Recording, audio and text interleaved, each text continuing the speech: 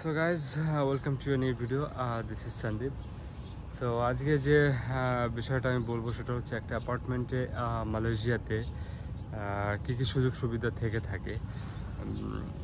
সাধারণত এখানে অ্যাপার্টমেন্ট মানেই যে শুধু আপনি লিভিং বসবাস করবেন ব্যাপারটা এরকম না, আদার্স যে অ্যাক্টিভিটিস করার জন্য অনেক ফ্যাসিলিটিস থেকে থাকে।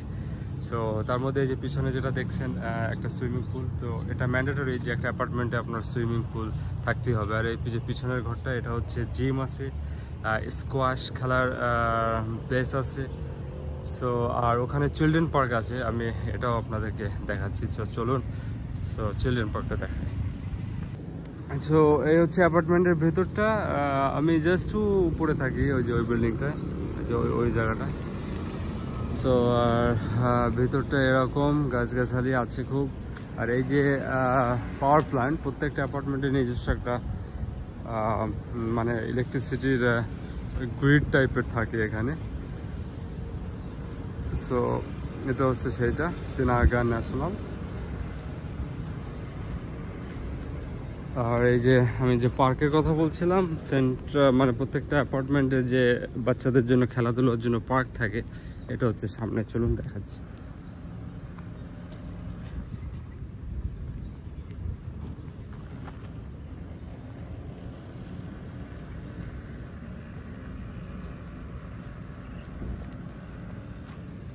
এভাবে কার পার্কিং থাকে প্রত্যেকটা অ্যাপার্টমেন্টের সামনে,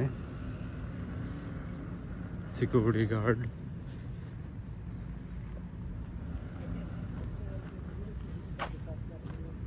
এই যে দেখছেন পার্ক, এরকম ছোট ছোট পার্ক থাকে বাচ্চাদের খেলার জন্য প্রত্যেকটা অ্যাপার্টমেন্টে। এখানে যে মালয়েশিয়াতে যে রেসিডেন্সিয়াল যে অ্যাপার্টমেন্টগুলো,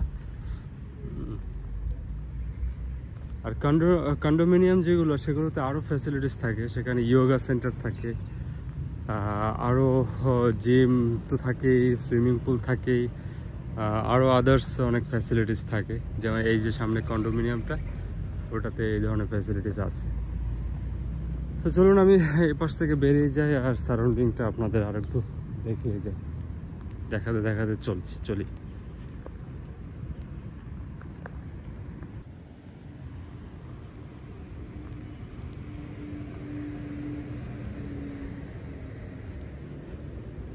তবে মেইন মালয়েশিয়াতে এসব অ্যাপার্টমেন্টে ভালো যে রেসিডেন্সিয়াল অ্যাপার্টমেন্টে আপনাকে রেন্ট নিতে হলে যে ইনফরমেশনটা মাথায় রাখতে হবে সেটা হলো 2 মান্থ সিকিউরিটি ডিপোজিট দিতে হবে আর 1 মান্থ রেন্ট আপনাকে পে করতে হবে।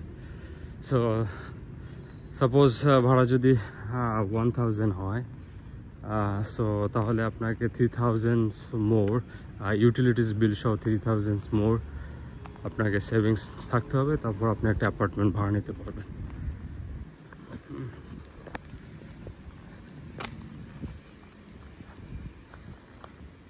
এরকম ব্লক সিস্টেম থাকে।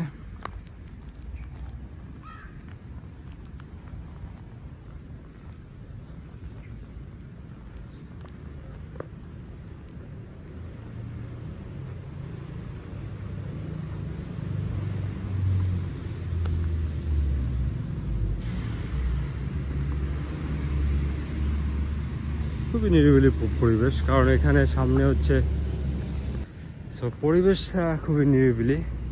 এখানে আপনি ক্যাটসও দেখতে পাবেন, অনেক ক্যাটস থাকে।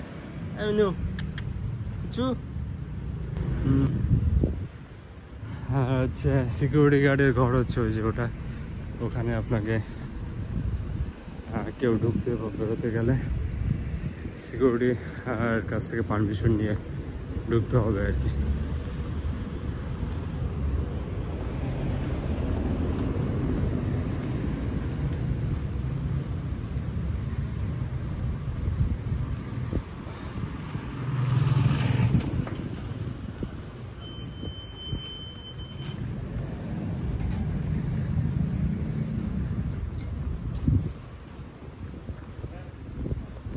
এই জন্য পারমিশন নিয়ে ঢুকছে।